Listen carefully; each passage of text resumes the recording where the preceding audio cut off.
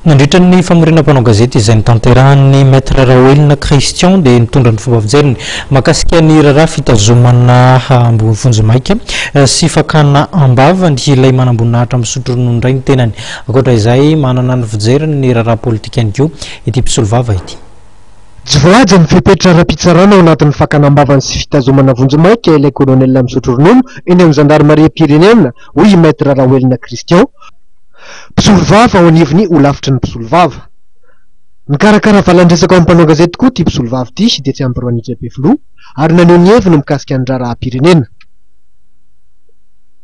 Nilaza trano maître Raoelina Christian fa misy raharaha sasatsasany nafen'ny hiakaiky azy amin'ny filoham-pirenena Andriamatoa Rajaonarimampianina Hery, isan'izany ny raharaha sekrenina.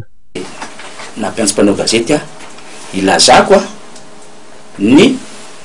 fitsarany fiarahako miasa amin'ny Andriamatoa Henri Rabanjaka amin'ny mampisolo vava be da be projet de développement betsaka ny milafaka anampy amin'ny Madagasikara fa dia ohatrany kobony le mpiara-miasa akaiky amin'ny Rajaonarimampianina ny filoha dia tsy mahita n'le tokony atao avy hatrany fa zavatra hafa ny mamaika. Antsika mbola tanatin'ny tezamita tsy manambola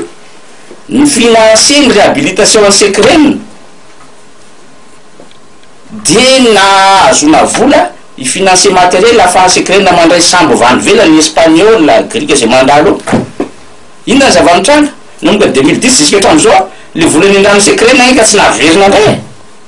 nefa secrète nefa mba mirizaliza vavelona satria le volan'ny financer nika anaovana réhabilitation sy vidiana matériel ampiasain'ny secrète dia efa nandray sambo vany velany maro secrète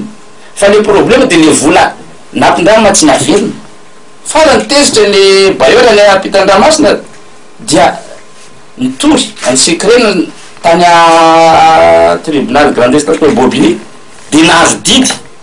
hoe condamné secrète na andoha vola zao. Nasi maître Raoelina Christian resaka ihany koa ny mikasika ireo solombavam-bahoaka tsy miakina izay nitsipadoha ho laka ny tana. Manana fierté araky ny teny baiko satria lahany daholo le député narovako reo mariako indépendant daholo reo efatra amby folo ny zava-misy nefa ny volany kelikely reo dia nafantatra an'izay ny filohan'ny république fa tsy mana solombava-bahoaka ka tokony tsy aka solombava-bahoaka iara-iasaniny indrindrindrindra amin'le fanendrenan'ny prime ministre tamin'le article malaza be amin'ny constitution le article 54 dina ny zava-misy ireo lehibe ny azo vemy reo ny tonga dia maka nyreo député narovako reo iaraka aminy iara amin'indrano zareo ary manao tsinitsinina n'le olona lany an'ireo. Nilaza ny maître Raoelina Christian fa faneho-kevitra natao ary tsara fifandraisana amin'ny filoham-pirenena sy ireo ministra avy amin'ny firenena maro samihafa izy amin'izao fotoana izao.